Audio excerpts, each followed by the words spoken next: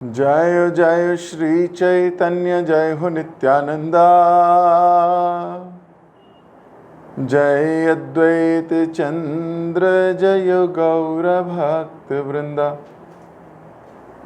जय जय श्री चैतन्य जय हो नित्यानंदा। जय अद्वैत चंद्र जय गौर भक्त वृंदा। जय जय श्री चैतन्य जय हो नित्यानंदा। जय अद्वैत चंद्र जय गौर भक्त वृंदा। हरे कृष्ण। आप सभी गौर प्रेमी भक्तों का बहुत बहुत हार्दिक स्वागत। द ग्रेट आचार्यज की श्रृंखला में हम पंचतत्व के विषय में पढ़ रहे हैं, सुन रहे हैं, और उनमें से 5 तत्वों में से एक बहु प्रमुख स्वयं भगवान नित्यानंद प्रभु के विषय में जान रहे हैं। कल हमने पढ़ा कि किस प्रकार नित्यानंद प्रभु का इस संसार में आविर्भाव हुआ, किस प्रकार वे प्रेम लेकर इस संसार में अवतरित हुए। माता पिता ने हदाई पंडित और पद्मावती ने इनका नाम रखा था कुबेर। बाल्यकाल में किस प्रकार प्रचंड विद्वान हो गए, 12 वर्ष की आयु में ही सब कुछ सीख लिया, सब कुछ पा लिया, न्याय, व्याकरण इत्यादि जितने भी सब्जेक्ट्स थे सब पे निपुण हो गए। तो जो टीचर थे उन्होंने इनका नाम भी डाल दिया था, एक टाइटल दिया इनको, न्याय चूड़ामणि। हमने डिस्कशन किया था कि कल एक महापुरुष सन्यासी इनके घर में आए थे, बहुत ही सुंदर महापुरुष, और इनके घर में आके रुके तो इन दोनों ने बड़े प्रेम से उनको सत्कार किया, आदर किया, सम्मान किया, प्रसाद इत्यादि उनको देकर विश्राम करने का आग्रह किया, और सन्यासी रुक भी गए। अगले दिन सुबह उन्होंने इनसे एक आग्रह किया। अगले दिन सुबह उस सन्यासी ने कहा कि मैं तीर्थ यात्रा पे जा रहा हूं, मुझे आपका बेटा ही चाहिए ताकि वो मेरी सेवा कर सके, मेरी हेल्प कर सके यात्रा में। अब किसी माता पिता को ये कह दिया जाए कि आपका बेटा ही चाहिए, तो माता पिता क्या कहेंगे? वो कहेंगे हमें तुम नहीं चाहिए। और ऐसा कोई संबंध भी नहीं है कि 20 साल से जानते हो एक दूसरे को। मुलाकात एक दिन पहले हुई है, वन डे, एक दिन की मुलाकात को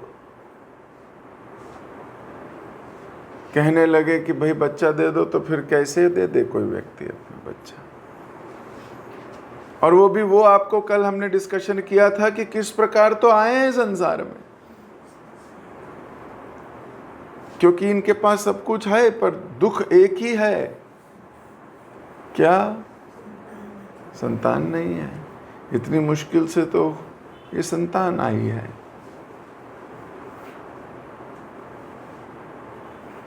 और फिर आई है, उसको पाला है, उसको बड़ा किया है। बड़ा भी इतना नहीं हुआ अभी,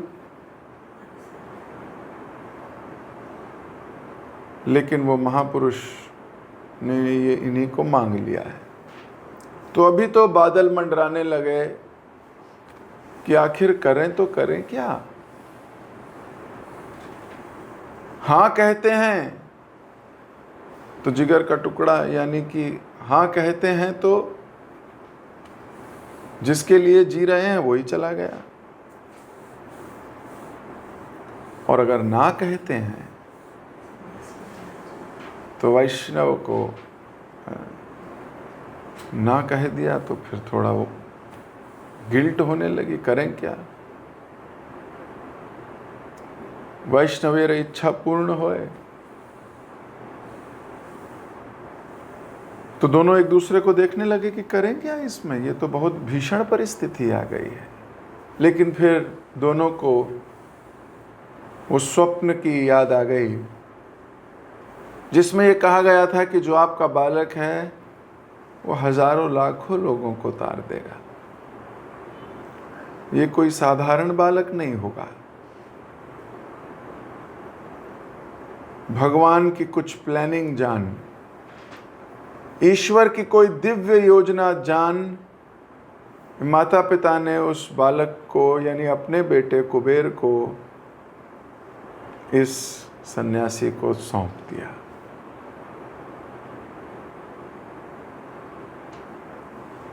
ऐसा माना जाता है कि ये सन्यासी कोई और नहीं, विश्वरूप थे, महाप्रभु के बड़े भाई।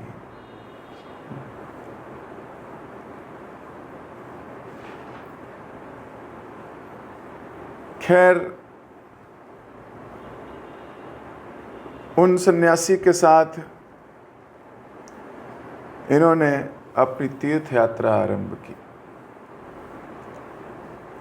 अब वो सन्यासी तो भगवान का महान भक्त है, हर जगह जाके भगवान के आगे डांस करना, रोना, दिव्य विकार, दिव्य लक्षण। और थोड़े ही दिनों के बाद वो सन्यासी गायब हो गए। कुबेर रह गए अकेले।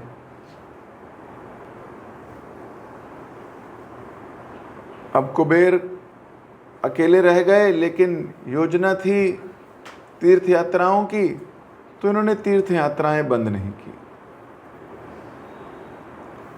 ऐसा नहीं हुआ कि अब तो एक सन्यासी चले गए, अब मैं घर चला जाता हूं। I am on duty, duty over, now let me go back. No, Kuber अपनी तीर्थ यात्रा जारी रखी। जब वृंदावन पहुंचे तो कुबेर की तो सुध बुध नहीं रही।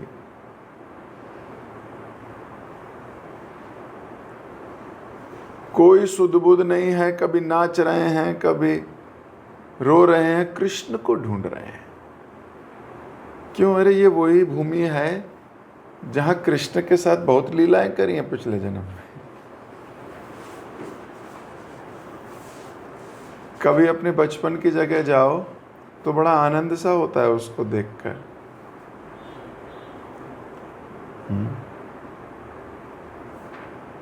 यहाँ हम ये करते थे, यहाँ हम ये करते थे, ऐसे पेड़ पे चढ़ जाते थे, यहाँ फल तोड़ते थे, यहाँ से ये खाते थे, यहाँ नहाया करते थे, यहाँ तालाब में छलांग लगाते थे। So when you go back to your past, sometimes these places bring back the memory. तो नित्यानंद प्रभु यानी कुबेर यानी कि स्वयं भगवान बलराम वृंदावन पहुंच के तो सुध-बुध खो बैठे। मैडनेस, पागलों की तरह, कभी इधर भागें, कभी उधर भागें, कभी इसी वन में, कभी उसी वन में। एंड ही वॉज वंडरिंग, कभी हंसते, कभी रोते, कभी हा कृष्ण हा कृष्ण हा कृष्ण कह के बेहोश हो जाते और फिर कई घंटों तक बेहोश रहते। ये वही समय है जब श्रीपाद माधवेंद्र पुरी भी वृंदावन में आए। अब माधवेंद्र पुरी भगवान के अनन्य प्रिय भक्त, तो माधवेंद्र पुरी ने जब कुबेर को ऐसे झटपटाते भगवान के लिए लोटपोट होते देखा तो प्रेम उमड़ आया।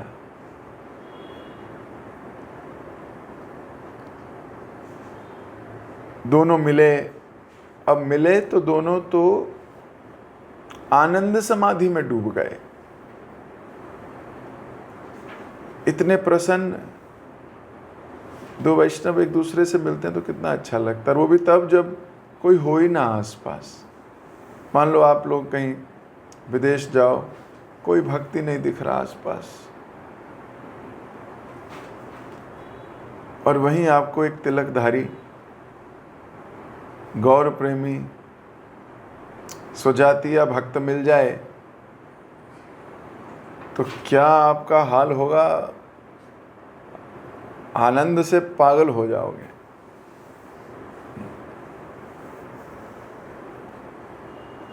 सच्ची बता रहा हूं, you have never experience, that's why you can't understand. लेकिन ये बड़ा दिव्य एक्सपीरियंस है। मुझे याद है जब मैं बॉस्टन गया, अमेरिका गया, तो सबसे बड़ी चिंता तो भक्त को प्रसाद की होती है।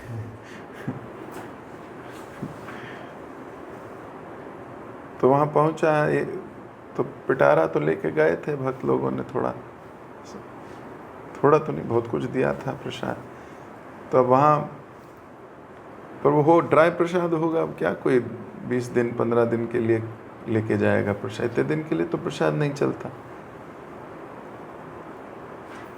तो खैर वहाँ पहुँचे तो वहाँ सब कर्मी इत्यादि सब, ऑब्वियस सी बात है। तो पहले दिन तो चल गया, दूसरे दिन भी चल गया, तीसरे चौथे दिन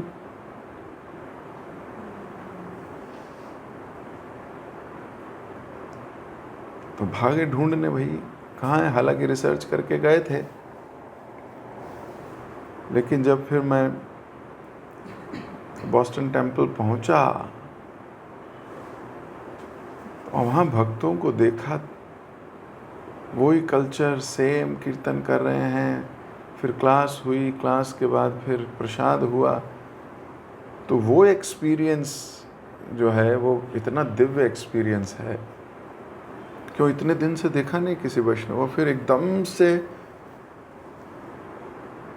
कीर्तन, वैष्णव को इतना मिस नहीं कर रहा था, लेकिन जब उन्हें देखा तो समझ में आई कि मिस कर रहा था। फिर भूल गया प्रसाद।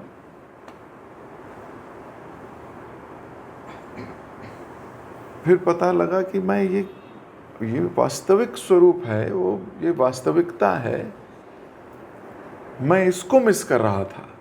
पर दिनचर्या में ऐसा पता नहीं लग रहा था कि मैं मिस कर रहा हूं। लेकिन जब वैष्णवों से मिला तब लगा कि कुछ मिला, something, I have got something. और भक्त तो इतने दयालु होते हैं, मेरे को खूब प्रसाद दिया, खिलाया भी और फिर पैक भी कर दिया। बोले लो अब 2-3 दिन। मुझे याद है वो इतना बड़ा लिफाफा मैक्रोनी का और एप्पल बनाना केक ना, उन्होंने पूरा एक लिफाफा उसका बना के भर दिया। बोले ले जाओ। तो 2-3 दिन मैक्रोनी खाई मैंने फ्रिज में रख के।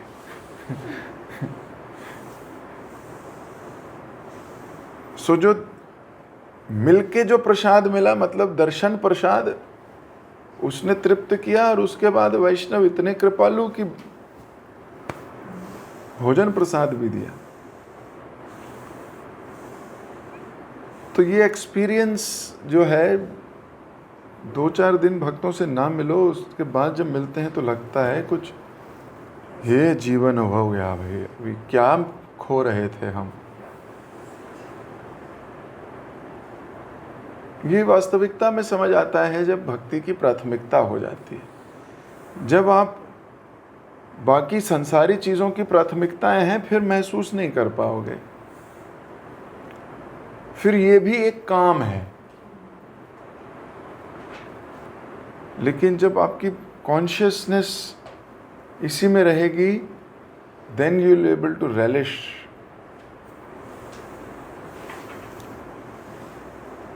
तो माधवेंद्रपुरी और कुबेर दोनों ऐसे मिले। माधवेंद्रपुरी इनके साथ बैठ जाते थे और इनको कृष्ण कथाएं सुनाया करते थे। भक्ति रत्नाकर में ये भी लिखा है कि माधवेंद्रपुरी के साथ कृष्ण लीला, कृष्ण रस आस्वादन करने के बाद फिर से ये निकल गए तीर्थ यात्रा पे और फिर पांढरपुर में मिले। पांढरपुर में मिले माधवेंद्रपुरी और उनके गुरु लक्ष्मीपति से, जहां इनकी दीक्षा हुई और इनका नाम कुबेर से पड़ गया नित्यानंद। तो नित्यानंद प्रभु के जय। तो दीक्षित नाम हो गया इनका। जैसे आप में से कुछ लोगों का नाम चेंज हो गया, दीक्षा हो गई। तो कुबेर की भी दीक्षा हो गई। कुबेर की दीक्षा हुई तो कुबेर का नाम पड़ा नित्यानंद। उसके बाद तो मानो इनके अंदर कृष्ण प्रेम का रस पूर्णता से भर गया हो। ये पहले ही पागल थे, अब तो महापागल हो गए। लोग इन्हें अवधूत कहने लगे। हाँ हाँ, वही वाला अवधूत ना, वो जो नाचता रहता है, पागल रहता है, उसे यही नहीं पता होता कहाँ बैठा है कहाँ उठता है। बोले हाँ हाँ हाँ, वही वाला अवधूत। उसके बाद तो ये रंगनाथ गए, रामेश्वरम गए, नीलाचल गए, गंगा सागर गए, हर जगह ट्रैवल किया, फिर बाद में वृंदावन वापस लौट कर आए। तो वृंदावन में तो भाव समाधि में पहुंचे, एकदम भाव विभोर। बाकी जगह ही हा कृष्ण चलता था, तो वृंदावन में तो सोच ही लीजिए क्या होगा इनका हाल। ना सोए ना खाए, ना सोते थे और ना खाते थे, और हम ये दो ही काम करते हैं।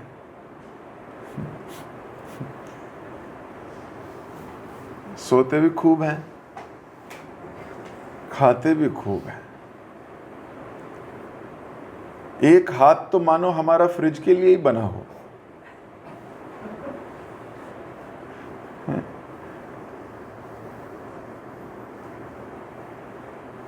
तो रसोई के पास से गुजरेंगे तो बिना फ्रिज खोले नहीं जाएंगे।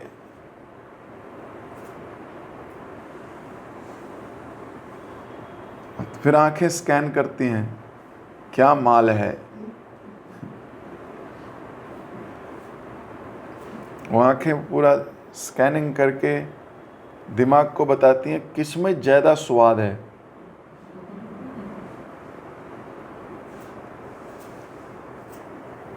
फिर दिमाग बताता है इसमें ज़्यादा स्वाद है। फिर हाथ वो स्वाद को प्राप्त करने के लिए बढ़ जाता है।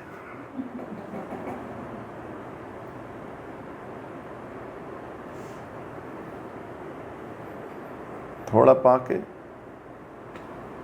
फिर छुट्टी हो गई 2-3 मिनट की, फिर वापस घूमने निकलते हैं। कई लोगों को तो इससे भी चैन नहीं है, वो अपने बेड की साइड में भी रखते हैं 1 डब्बा 2 डब्बे बिस्किट का पैकेट, बोले कहीं जाना ना पड़े। जैसे ही इंद्र तृप्ति का मन किया, बेड के साइड में मौजूद होनी चाहिए।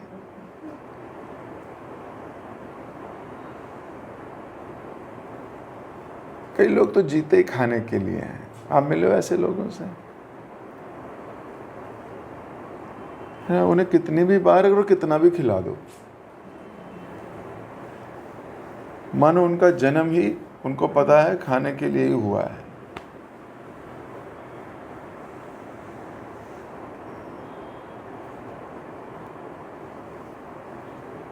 तबीयत खराब है, बीपी हाई है, शुगर हाई है, लेकिन इनको कहाँ दिखती है।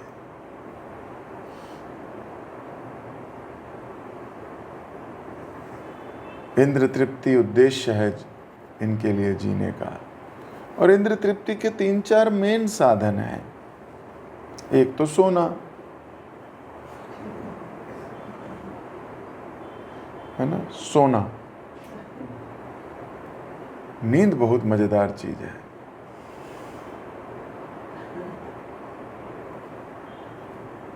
तो 12, 15, 16 घंटे सोएंगे।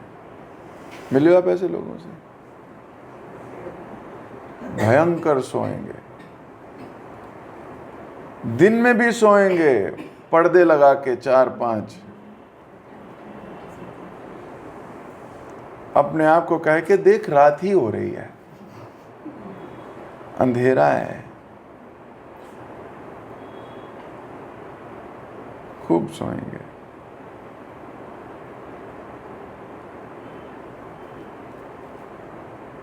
ये दोनों कार्यों से हमें रूप गोस्वामी रोकते हैं। जब वो बोलते हैं अत्याहार प्रयासश्च, तो अधिक नहीं खाना चाहिए, अपने को कंट्रोल करना चाहिए। अधिक सोना भी नहीं चाहिए, लेकिन कम भी नहीं सोना चाहिए। 6 घंटे की नींद इनफ है, मैक्सिमम 7, नॉट बियॉन्ड इट। तो भक्ति में हर चीज को रेगुलेट करने की आवश्यकता है। खाने को भी रेगुलेट करना है। ऐसा नहीं कि खाते जाओ, जो भी आ रहा है खाओ। नॉन वेज आ रहा है, वेज आ रहा है, सोचना ही नहीं क्या खाना है क्या नहीं खाना है। बिल्कुल गलत। जानवरों की तरह नहीं जीना है। जानवर सोचते नहीं है, कर देते हैं बस। सोचते ही नहीं है। तो ऐसा ना हो कि हम भी सोचते ना हो, जो मिले खा लो।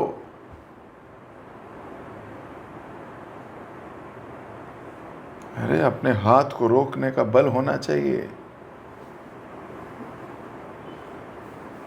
इसलिए रूप गोस्वामी ने फिर से कहा, जीव को कंट्रोल करना सीखना होगा। वाचो वेगम, बोल, जीव से तो 2 काम होते हैं ना, खाते भी हो और बोलते भी हो, दोनों पे कंट्रोल होना चाहिए। तो सोचो, हमारे नित्यानंद प्रभु इतने प्रेम अविष्ट हैं कि ना खाने की चिंता है ना सोने की चिंता है।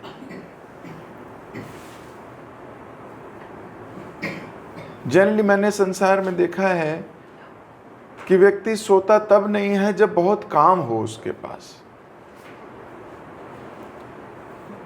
जब लोग वेले हैं, कोई काम नहीं है, तो सारा दिन सोते हैं। ऐसा ही होता है ना। किसी दिन छुट्टी हो, किसी दिन तो पड़े रहोगे बेड पे, थोड़ी देर सो गए, फिर उठ गए, कुछ कर लिया, फिर सो गए, फिर थोड़ी देर उठ गया, खा लिया, फिर सो गए, फिर थोड़ी देर उठ।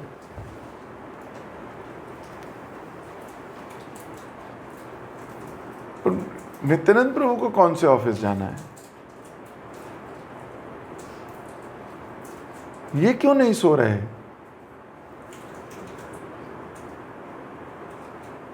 इनके पास कौन सा काम है? पर ये सो ही नहीं रहे। क्यों? बहुत काम है, बहुत बिजी हैं भगवान के ध्यान में, भगवान की लीलाओं को सोचने में, स्मरण करने में कृष्ण का, गुणगान करने में कृष्ण का, बहुत बिजी हैं। तो ये संसारी लोग जब भक्तों को देखते हैं, बोलते हैं ये क्या करते रहते हैं, हरे कृष्णा करते हैं सारा दिन, इनको कोई काम नहीं है। और भक्त जब ऐसे कर्मी लोगों को देखते हैं तो बोलते हैं क्या करते रहते हैं, सारा दिन गधों की तरह काम करते रहते हैं, भक्ति लेश मात्र नहीं है। तो प्रभुपाद जी बताते हैं इन दोनों में से हु इज क्रेजी।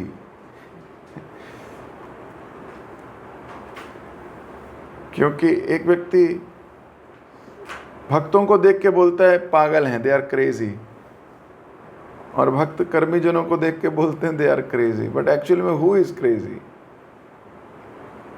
तो प्रभुपाद जी बड़ा सुंदर उदाहरण देते हैं कि जब कोई डॉक्टर पागल खाने जाता है तो पागल डॉक्टर को देख के बोलते हैं आ गया पागल।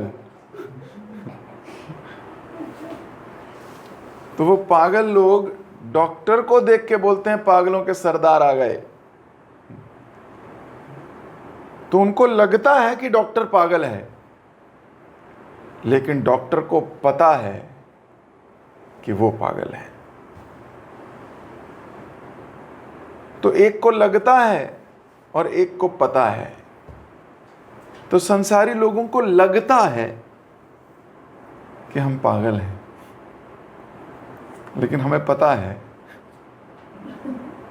कि वो पागल है।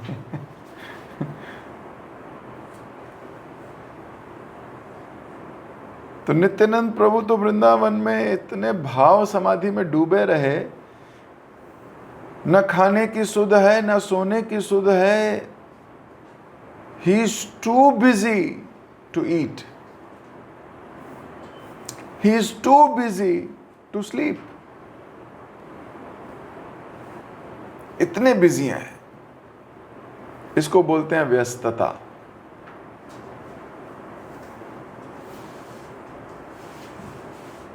पर संसारी लोग कहेंगे क्या खाली आदमी है, ये खाली ही होना चाहते हैं हम। वास्तव में इतना खाली होना चाहिए समय कि हम भगवान की भक्ति में बिजी हो सकें।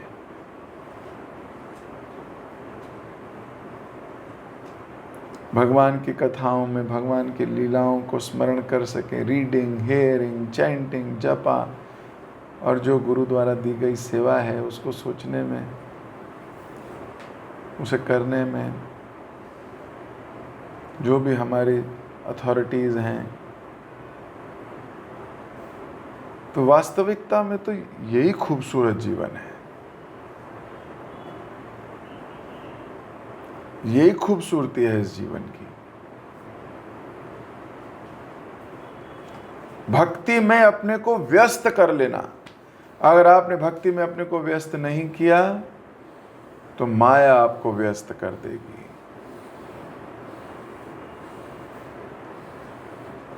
और ये स्वयं करना होता है, स्वयं डिस्कशंस करने होते हैं। अपने मन को अब गुरुजनों के चरणों में बैठ के पुकारना पड़ता है।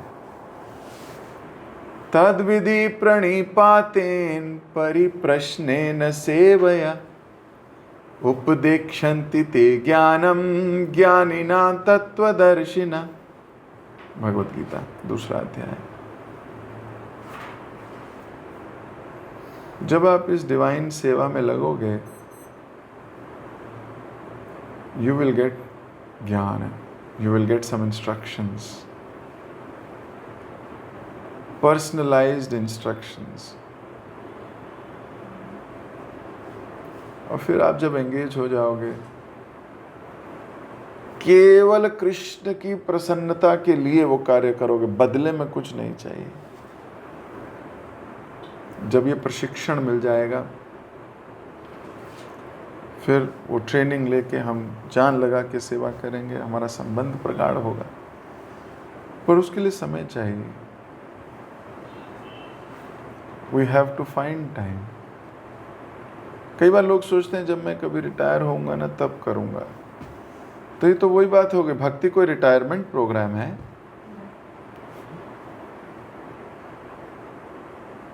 भक्ति रिटायरमेंट प्रोग्राम नहीं है। प्रहलाद महाराज ने तो कहा 5 वर्ष की आयु is a late age. Late हो गए। 5 वर्ष में भी भक्ति में आए तो भी लेट हो।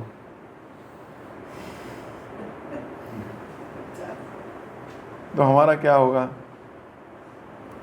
मैं देखता हूँ भक्तों को कितने सुंदर तरीका से गर्भ अवस्था से बच्चों को भक्त बनाने के लिए लगे हैं। अभी तो जीवात्मा को पुकारा ही नहीं, गर्भदान संस्कार से शुरू हो जाते हैं।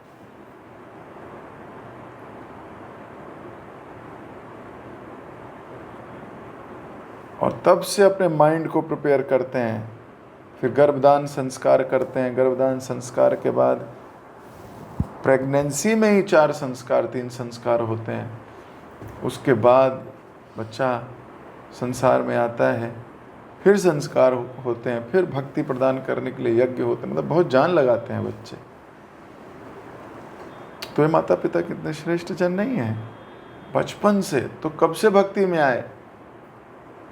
जब से माँ के गर्भ में प्रवेश किया उस दिन से भक्ति में है। एटलीस्ट माता पिता प्रयास कर रहे हैं। वो भक्त बने ना बने, वो तो भगवान की इच्छा। वो तो राक्षस कुल में प्रहलाद को जन्म दे देते हैं और अपने ही कुल में भ्योमासुर को भी जन्म दे देते हैं। ये तो भगवान की योजना। लेकिन प्रयास तो करते हैं।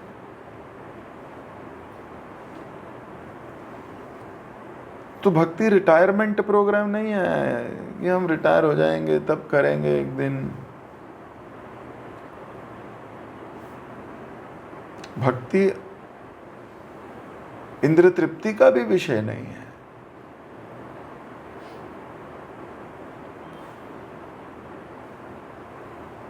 वामन देव जी ने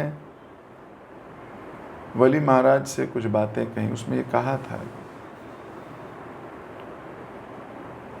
वास्तविकता में तो व्यक्ति को तत्क्षण जिस दिन समझ में आई उसी दिन से उसको तीव्रता से भक्ति करनी चाहिए। और संसार में जो चीजें मिल रही हैं ना उससे संतुष्ट रहना चाहिए। जितना धन मिल रहा है, जो खाना मिल रहा है, जैसी वाइफ, संतुष्ट रहिए। चाणक्य पंडित भी यही कहते हैं, 3 चीजों से संतुष्ट होना चाहिए व्यक्ति को। लेकिन इतने असंतुष्ट रहते हैं कि रजोगुण हावी हो जाता है। संतुष्टि सतोगुण का लक्षण है और असंतुष्टि रजोगुण का लक्षण है।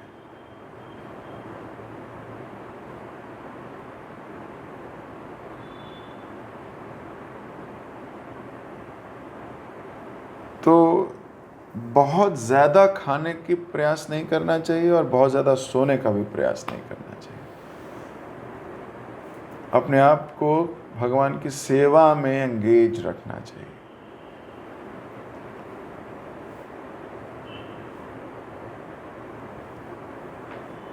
तुम नित्यानंद प्रभु अभी एकदम अवधूत हो गए हैं। तो मैं अपनी वाणी को यहीं विराम दे रहा हूँ। कल नित्यानंद प्रभु को नवद्वीप भेजेंगे। कल गौरांग महाप्रभु से इनका मिलन होगा, उसके बारे में चर्चा करेंगे। जगत गुरु श्रील प्रभुपाद की जय, नित्यानंद प्रभु की जय। हरे कृष्ण। किसी भक्त का कोई प्रश्न, कोई टीका या कोई टिप्पणी? श्वेता माता जी। हरे कृष्ण प्रभु जी। हरे कृष्ण प्रभु जी, जैसे आपने वाणी वाला बताया है, जो जीवा के होते हैं कि एक बोलने वाला और एक खाने वाला।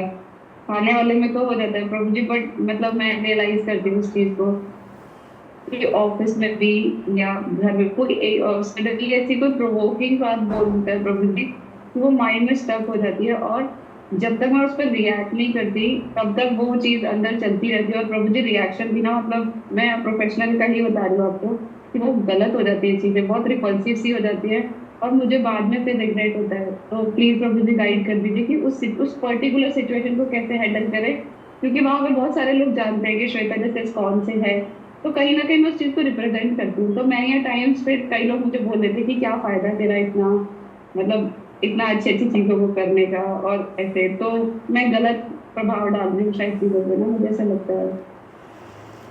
देखिए, कॉन्सिक्वेंसेस जब व्यक्ति को पता होती हैं तो वो नहीं करता। आप आग में हाथ जानबूझ के डालते हो कभी? कभी भी नहीं। क्यों? आपको पता है डालूंगी जल जाएगा हाथ।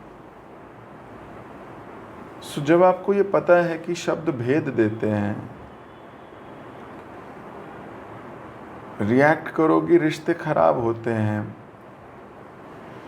तो ये कॉन्सिक्वेंसेस जानना ही बहुत बहुत बार सॉल्यूशन है। दूसरा, जब व्यक्ति को अपना मेन गोल क्लियर होता है तो वो इन चीज़ों में फंसता नहीं है। हमारे को मेन गोल क्लियर नहीं है तो हम इन सब चीज़ों में वाद विवाद, सही गलत, अपने हृदय में बिठा के रख लेना चीज़ों को। अरे हृदय में ठाकुर जी बैठेंगे, हृदय में ये गंदगी थोड़ी बैठेगी। तो ये इस पे काम करने की आवश्यकता होती है। और हम सब खैर प्रैक्टिसिंग डिवोटीज हैं, देखो है ना, एवरीबॉडी इज प्रैक्टिसिंग, परफेक्ट नहीं हो। और हर व्यक्ति की अपनी कंडीशनिंग है, लेकिन अपने स्वभाव पे ही कंट्रोल करना, इस स्वभाव को ही ठीक करना। नहीं तो क्या होगा, गलत रिप्रेजेंटेशन तो दूर की बात है, हम स्वयं ही नहीं कर पाएंगे अच्छा।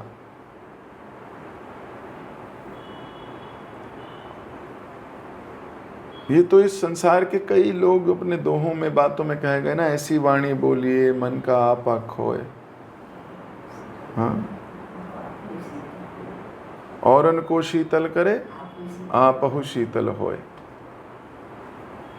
तो प्रयास तो यही करना चाहिए। पर अगर आपको लग रहा है कि कभी कभी गड़बड़ हो रही है तो अपने को धित्कारिए, अपने को बोलिए मैं क्या कर जाती हूँ। नहीं तो क्या होगा, संबंध नहीं बना पाएंगे। थोड़ी देर रिश्ते बनेंगे, फिर लड़ाइयाँ होती चली जाएंगी, फिर कोई मिलेगा फिर युद्ध हो जाएगा, फिर थोड़े दिन में कोई फ्रेंड बनेगा फिर युद्ध हो जाएगा, फिर थोड़े दिन में कुछ। कौन जिम्मेदार है? स्वयं हम ही जिम्मेदार हैं, और कौन जिम्मेदार है? तो शब्दों में आधार होना चाहिए, धार नहीं होनी चाहिए।